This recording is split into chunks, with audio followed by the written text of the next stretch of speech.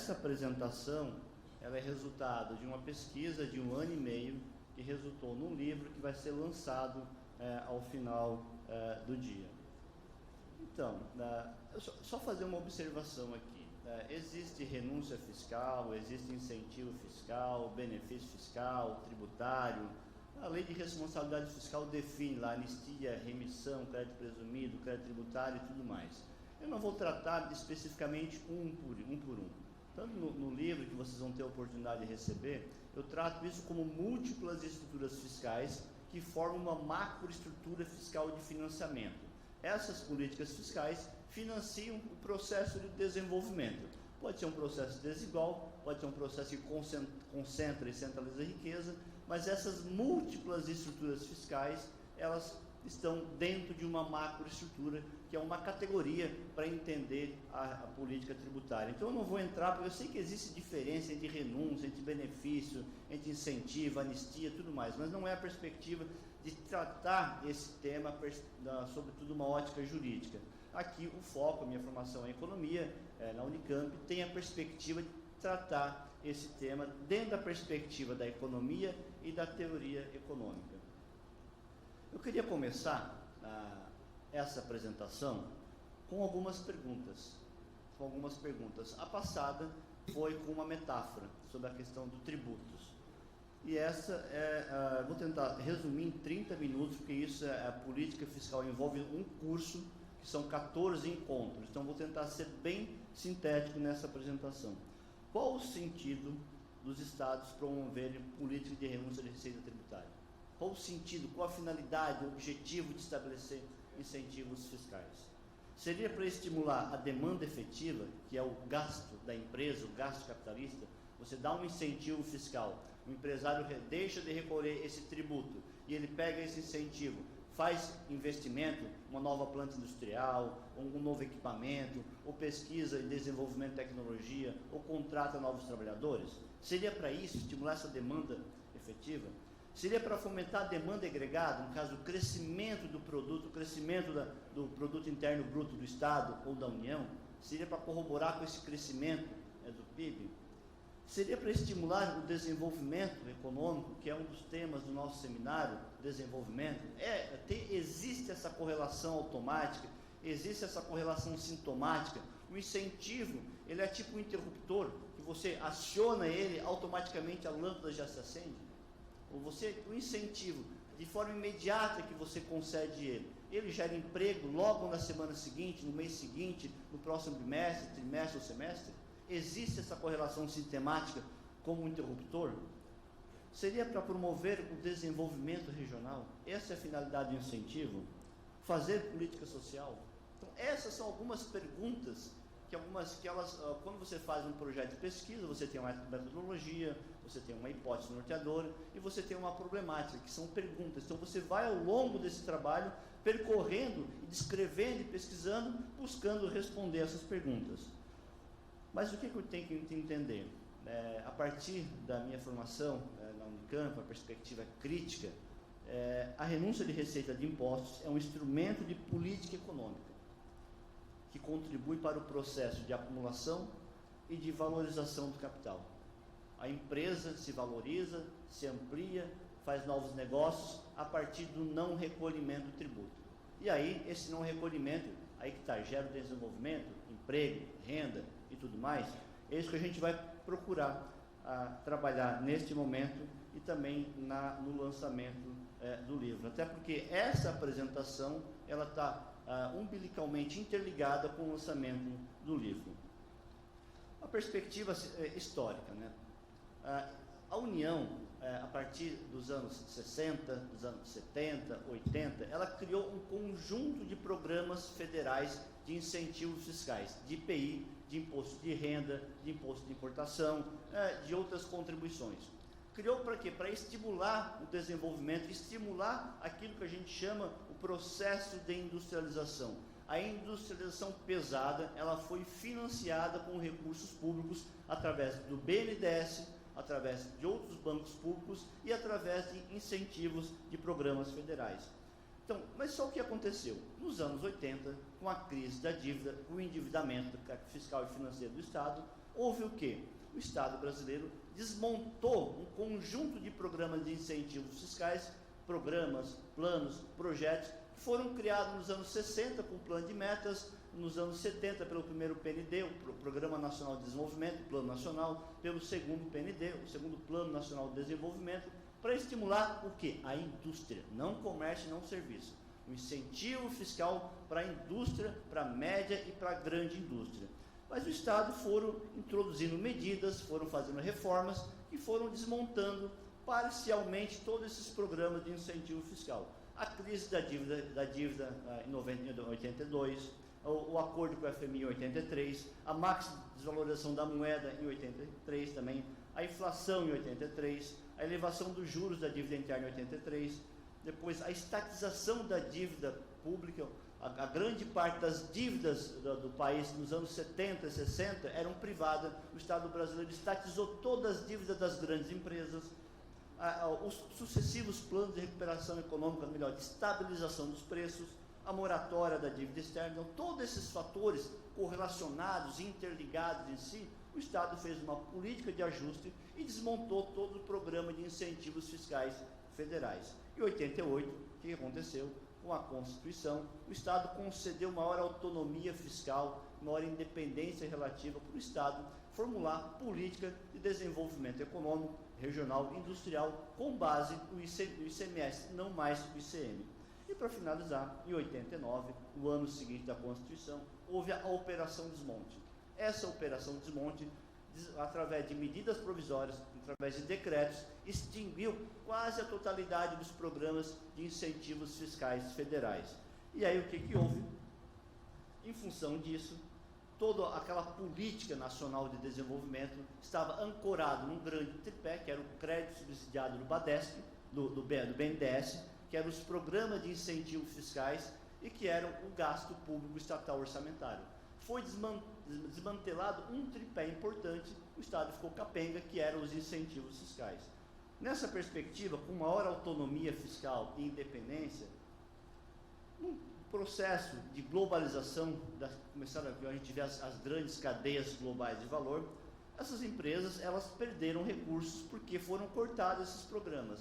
E a nova forma de encontrar, de valorizar esses capitais, veio a partir do ICMS, sobretudo a partir da guerra fiscal. Então, grande parte dessas empresas que eram beneficiadas com programas federais de incentivos que perderam, passaram a ser parcialmente contempladas através do ICMS. Então, foi transferido uma responsabilidade para os estados de fazerem essa política de autonomia fiscal. O Estado deixou, a União deixou de fazer incentivo fiscal e os estados começaram a fazer essa política. E a partir disso, o Estado do Pará e todos os estados da federação criou um conjunto de leis, decretos, portarias e programas de incentivos fiscais para concorrer com as demais unidades da federação, para proteger a sua economia e para gerar emprego, renda e desenvolvimento. Então, o ICMS ele passou a ser um instrumento de política econômica de proteção, defesa e de concorrência, porque a União desmantelou todo esse conjunto de programas federais que estavam organizados já existentes. Nessa perspectiva, a nova forma de acumulação, a nova forma de se valorizar, a nova forma de reduzir custo de produção dessas grandes empresas, que é um capitalismo é coisa para poucos e para grandes, como diz o professor Beluso, foram através da política tributária de ICMS concedida através de maior autonomia e maior independência dos estados. A partir disso, o que a gente verifica? A guerra fiscal. O Estado do Pará, como a gente vê no primeiro capítulo do livro que será lançado, faz um resgate histórico de como começou a guerra fiscal dos anos 60 e vem até os anos 2000, dentro desse contexto, dentro dessa autonomia, o Estado do Pará, assim como as demais unidades da federação, quer ter seu próprio sistema de incentivos, assim para preservar sua autonomia relativa em relação ao governo federal. A expansão de receita procura compensar a iniciativa privada pelos riscos do desenvolvimento. Então, o Estado, através do incentivo fiscal, está assumindo parte do risco da empresa, porque o empresário, ele tem que ter o quê? Uma expectativa de rendimento, tem que ter expectativa de lucro para ele realizar o investimento. Se não tem expectativa de lucro, se não tem um estado de confiança, se lá na frente ele não vê aquele lucro, ele não realiza esse investimento. Ele pode se apropriar desses incentivos fiscais, mas lá na frente, se não tiver essa expectativa de retorno, de lucro, quando fala lucro, é lucro, não é lucro pequeno, ele acaba não realizando esses investimentos. O que acontece? Esses dados que estão no livro, eles foram retirados das sucessivas LDO, desde 2015, 2005 até 2020. Então, todos os dados de incentivos fiscais, de setor, de agregado, de PVA e de TCMD foram tirados. Eu peguei todas as LDO, imprimi todas, li todas elas, coloquei numa grande mesa e fui coletando os dados e formando ali as tabelas, os gráficos, para ter o conjunto da análise. Em 2020, a renúncia de receita estimada pelo governo do Pará foi de 406 milhões. Esse montante representou 2,8% da receita tributária total. Porque tem a receita total, né, tem a receita própria e a total. Então, um valor muito pequeno, aqui é tributária do Estado. Mas o que acontece? A União, ao se eximir da sua competência de política regional, os Estados assumiram, e a partir daí o impacto financeiro, o impacto fiscal para os Estados foi significativo, foi grande e foi se acumulando cada vez mais. E dentro de uma guerra fiscal, para a gente ver os Estados guerreando entre si, guerra fiscal, aquela que está fora dos convênios do CONFAS, onde o Estado não deposita no CONFAS, onde faz por decreto, ou até mesmo portaria, ou por atos secretos, como existe em alguns estados, é que vai concedendo tratamento tributário diferenciado para algumas, né, empresas. O que a gente verifica? Nessa tabela, que foi extraída das sucessivas LDO, chama atenção entre 2014, 15 e 16, onde o incentivo superou a casa de 1 bilhão. Mas se a gente verificar de 2017 até 2020, os incentivos caíram. Houve uma regressão significativa. Os incentivos de ICMS, IPVA e TCMD sobre a receita total foram de 11%, quase 12%, para 2,8%. Então, houve uma regressão. Aí, eu quero abrir um parênteses. Em outros estados, o que a gente verifica? Há uma expansão quantitativa de forma muito significativa da renúncia de receita. Mas a gente verifica no Pará uma regressão da renúncia de receita, uma queda participativa. São Paulo, por exemplo, a renúncia tributária para o ano que vem é 53 bilhões. Santa Catarina é 14 bilhões. Paraná é 17 bilhões. Então, todos esses estados, com maior grau de complexidade industrial, têm uma renúncia significativa. Se a gente pegar todos os estados da região Amazonas aqui, a renúncia de receita tributária do Pará é que obtém menor participação. Claro, temos que desconsiderar Amazonas, porque ali a Zona Franca de Manaus, que me perdoe aqui, claro, todo encadeamento, mas é um grande lego, né? É uma montadora. Ela monta grande parte ali e gera crédito tributário. E gera incentivo ali. Eu acho que estão muito viciados os incentivos, que a sua capacidade de mudança qualitativa na economia regional ali, elas são muito limitadas. Então, mas é uma relação política de poder que define os incentivos fiscais. Então, aqui nessa tabela, os impostos próprios, que a gente vê o conjunto da evolução dessas renúncias de receita. Agora, embora os benefícios fiscais do ICMS não possam ser realizados sem conhecimento do CONFAS, não impediu que os estados disputassem entre si investimentos privados através da oferta limitada de incentivos. A falta de controle e a avaliação socioeconômica esconde as contradições desses privilégios concedidos em favor de agentes econômicos com influência política. Então, a não transparência, a não publicação em relatórios do Tribunal de Contas, Ministério Público, inclusive em portais de Fazenda, acaba escondendo as contradições econômicas e sociais desses benefícios.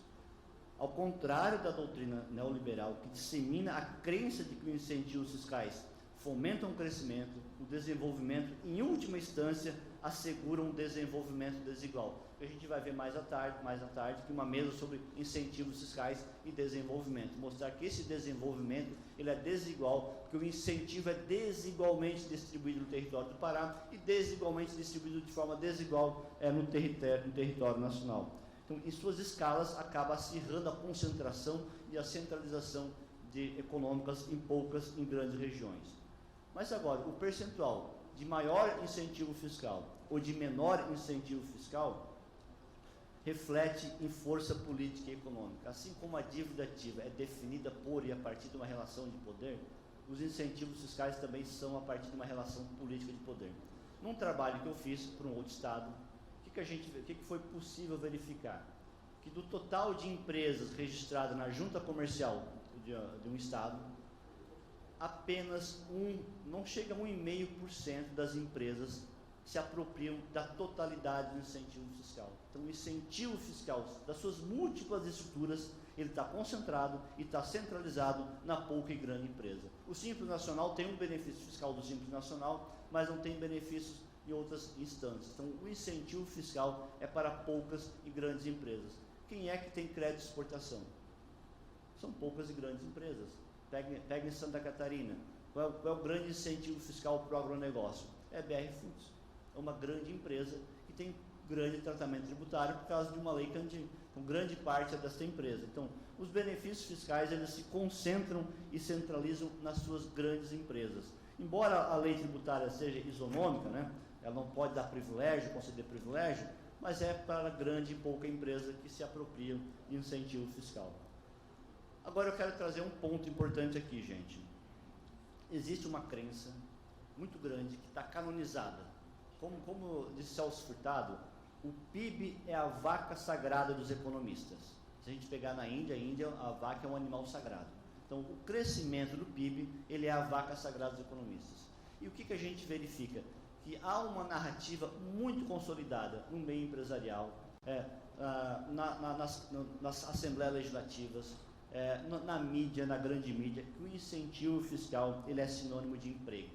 Você dá um incentivo que gera emprego. Quero deixar bem claro, eu não sou contra incentivo fiscal para a indústria, de desenvolvimento, de pesquisa, de encadeamento, né, para trás, encadeamento para frente. Porque o incentivo, ele é nacional, ele é internacional. Todas as empresas da Coreia do Sul, por exemplo, têm incentivo fiscal do governo sul-coreano. As empresas chinesas têm incentivos fiscais, as grandes indústrias. Agora, quando se trata de incentivo fiscal para serviços, para comércio, eu tenho restrição. Abrindo um parênteses, Santa Catarina reclama da Lei Candir, porque desonerou as exportações. Mas ela tem um programa, um pró-emprego. Ela reduziu a base de cálculo das empresas que entravam pelos portos de Santa Catarina de 17 para 3,4. Bem, mas se ela reclama da Lei Candir, por que reduziu na Guerra dos Portos o incentivo para importação? É um pouco contraditório. Não seria um pouco contraditório isso? Você vai dar incentivo para importar, né? E você quer tributar a exportação, então acho que tem que tomar um certo cuidado. E além do mais, o estado do Pará, por exemplo, ele tem um grande saldo comercial internacional, como conversei com o Charles, mas grande parte da mercadoria que circula no território do Pará vem de outros estados. Tem um déficit significativo da balança comercial interestadual com o estado brasileiro de quase 90 bilhões. Tem um saldo de 20 bilhões de dólares de exportação, mas tem um déficit comercial internacional de 90 bilhões. Então, algo assim está muito estranho nessa perspectiva. O incentivo fiscal distorce completamente isso. A sua dosagem, o seu caso a caso, acaba distorcendo a economia. Então, retornando aqui, a política de renúncia de receita aparece como justificativa importante para a geração de emprego. Por ora, o desemprego é evidência de uma economia com um sistema de depressão econômica. No Brasil, onde a taxa de desemprego está acima de 14%, se pegar a subutilização do emprego desalentado, nós temos mais de 35 milhões de pessoas nessa situação de desemprego no Brasil. Os incentivos fiscais, que hoje estão 5% do PIB, não tem capacidade de manter essas pessoas no trabalho.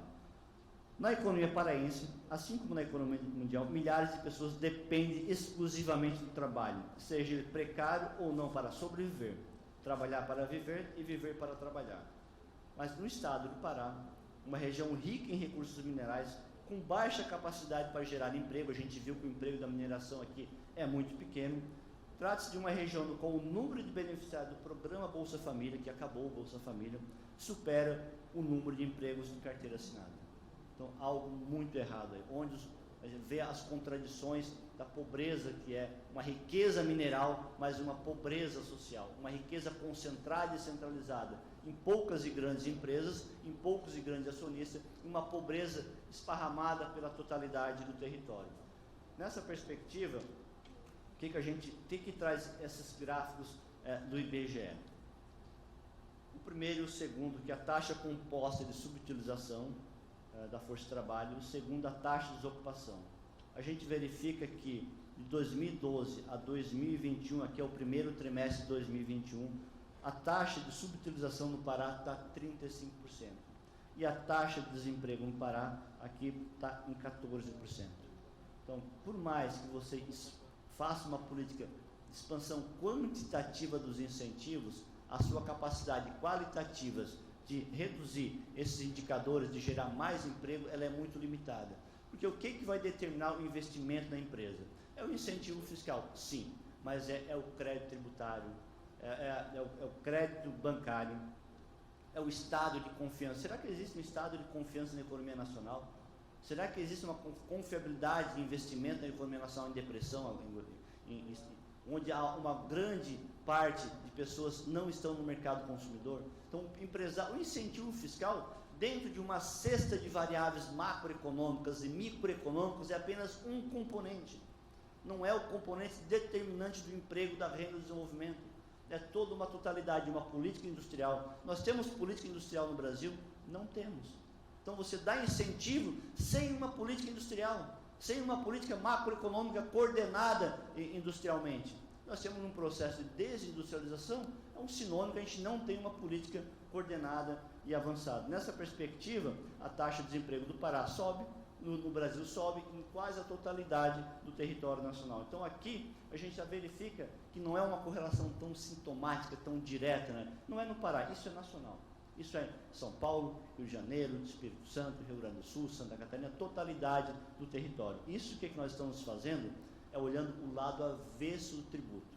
A gente olhou o lado avesso da dívida ativa, mostrando a outra interpretação, e aqui ao lado avesso dos incentivos fiscais.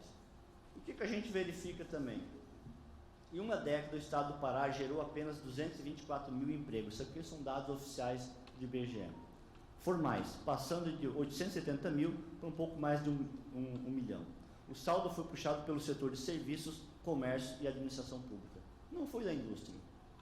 Não foi da indústria. O incentivo, a finalidade pretérita, quando você criou os incentivos fiscais, era para a indústria. A média e grande indústria, metalmecânica, a indústria química, a indústria eletrônica, a biotecnologia. Mas com o tempo se passou a dar incentivo para o comércio, começou a dar incentivo para o consumo, começou a dar incentivo para os serviços. E a indústria foi perdendo cada vez mais participação relativa nos programas de incentivos fiscais. Então, a indústria de transformações e os serviços industriais de utilidade pública apresentam desaceleração na criação de postos de trabalho. No livro vocês vão ver alguns indicadores que mostram essa desaceleração. Isso foi mostrado ontem, por exemplo, aqui, a queda da indústria de transformação no estado do Pará. Então, por mais que você dá incentivo para a indústria, ela vem regredindo também a sua participação. Você dá incentivo para o consumo, você dá incentivo para o comércio, e isso acaba distorcendo a economia. Porque você dá um incentivo para uma grande empresa, para um grande atacado. O que é uma grande empresa, uma grande loja, né, que geralmente vai para o centro da cidade? Ela tem um benefício fiscal que o seu rival mais próximo, por ser um simples, uma pequena atividade, não tem. E aí ele pratica dumping, ele tem condições de baixar o preço, quebrar o seu rival mais próximo, dominar o mercado e depois elevar o preço. Tem uma grande empresa que veio para Belém, e essa grande empresa está em quase a totalidade do território catarinense. Ela foi para uma cidade com a promessa de gerar 120 empregos. Eu acho que é 120, não me recordo números, mas é por aí. O que aconteceu? Ela gerou esses empregos. Mas o que aconteceu no seu redor, no seu Interlândia? Ela gerou um conjunto de desemprego, quebrou a totalidade de grandes, pequenos negócios. Então, no saldo, ela gerou mais desemprego do que emprego. Então, o incentivo fiscal para o comércio, para atacado, centro de varejo, tem que tomar muito cuidado, porque ele acaba distorcendo a economia, distorcendo as relações econômicas e regionais. E agora, existe também uma outra grande interpretação, que o incentivo ele é sinônimo de distribuição de renda e de melhoria salarial dos trabalhadores. Porque você pode contratar, você reduz o custo de produção e você também eleva nessa perspectiva. Aí, o que eu quero mostrar nessa tabela aqui? Em 2019, 58% dos empregos formais tinham remuneração até 2 salários mínimos. Dá R$2.000 praticamente. Essa situação faz crescer o desalento entre aqueles necessitando novas ocupações, aos quais os mesmos aptos e disponíveis no mercado declaram estar em condições precárias. Os baixos salários prevalecem nos empregos com carteira assinada. A faixa entre até meio salário mínimo, quantos por cento da população paraense ganha? A faixa entre 0,5 a 1 salário mínimo, se a gente pegar entre 1 salário mínimo e 1,5 salário mínimo, nós temos aí 35% da população do estado do Pará que está nessa faixa. Então, é um salário muito baixo. Você dá um incentivo de forma significativa e você não, se a gente pegar esse histórico aqui de 2012, diminuiu um pouco, oscilou ali, mas essa capacidade de manter é muito pouco, onde quase 60% da população recebe até 2 salários mínimos, que é a média nacional. Então, isso acaba revelando que os incentivos fiscais não possuem uma relação tão sintomática como a gente entende. Hoje, concentrando grande parte em comércio, em serviços, ainda aumenta essas contradições. Pode-se expandir quantitativamente a renúncia fiscal em percentuais elevados da receita própria total, mas o investimento não é realizado se não houver expectativa de lucro. Numa economia como a gente está, onde não tem expectativa de lucro, apenas o setor financeiro que ganha, apenas poucas e grandes empresas que ganham, sobretudo por causa da variação cambial, sobretudo porque as empresas exportadoras, como nunca antes na história desse país, ganharam tanto por causa da relação cambial. Inclusive, essa relação cambial, muitos estados que têm empréstimos internacionais estão tendo problema porque o dólar explodiu, estão tendo que dar maior dispêndio público no pagamento de amortizações e de juros com os empréstimos internacionais, porque a dívida contraída ela acabou sendo em dólar. Aí que está um problema central: a concessão de benefícios sem qualquer critério de contrapartida ao aumento do faturamento da empresa, a apresentação de plano de investimento e dos impactos na geração e manutenção de emprego, na distribuição de renda, no desenvolvimento econômico, regional e social, na sustentabilidade econômica, ambiental, nada mais é do que um populismo fiscal. Você faz incentivo sem exigência de qualquer contrapartida. Às vezes você tem exigência, mas você não consegue, não tem um acompanhamento, não tem um monitoramento permanente dos incentivos fiscais. Ainda mais na área digital, as transformações que estão ocorrendo no interior da acumulação capitalista apresentam como tendência o aumento do subemprego, dos fluxos migratórios e do trabalho intermitente e precário.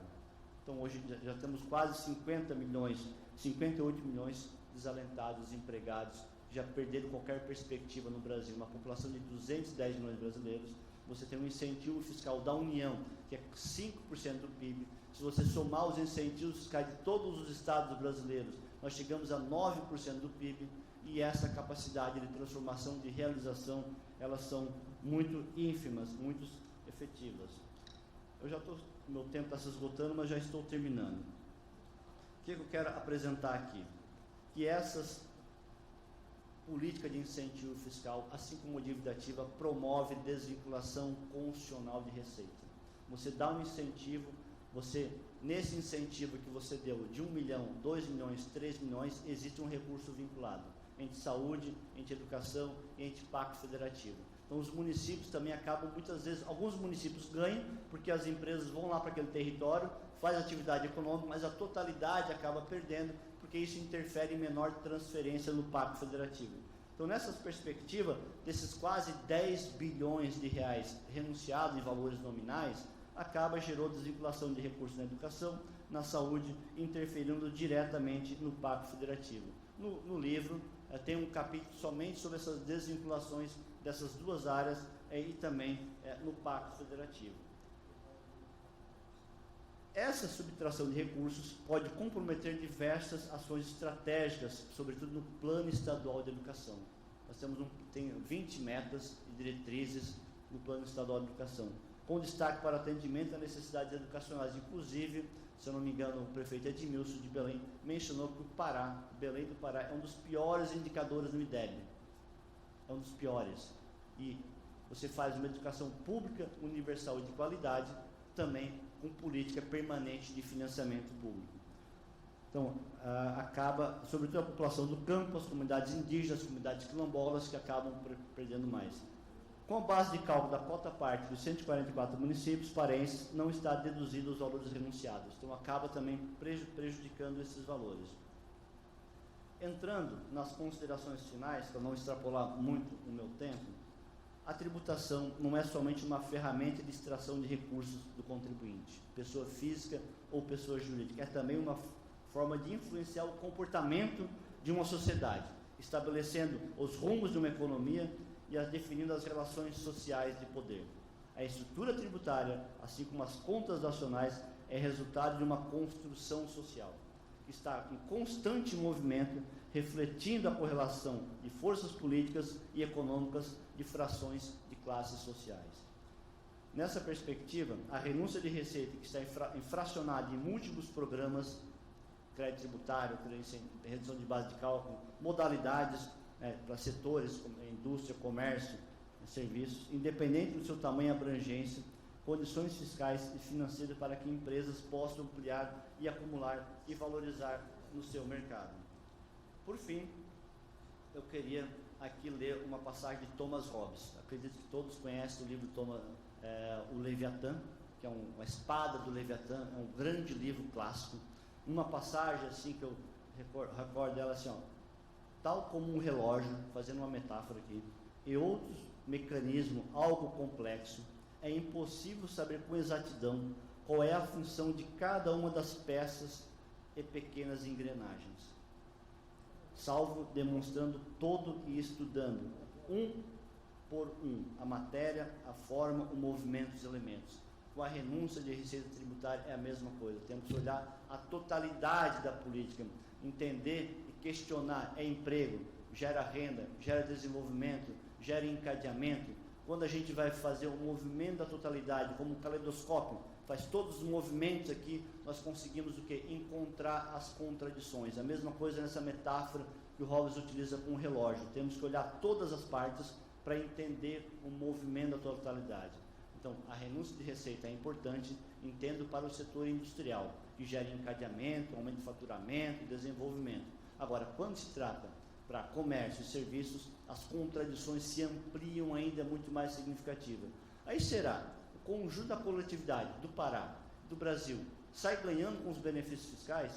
Será que essas empresas, Pará tem um grande mercado consumidor, São Paulo tem um mercado consumidor mais ainda, Santa Catarina também tem um mercado consumidor, Porto Alegre, será que a Samsung, será que a Motorola, será que a BMW, será que a Ford, será que todas essas empresas, elas não viriam para o Brasil só por causa de incentivos? Elas estariam no Brasil, porque tem mercado consumidor, o incentivo é um atrativo que ela vem para cá.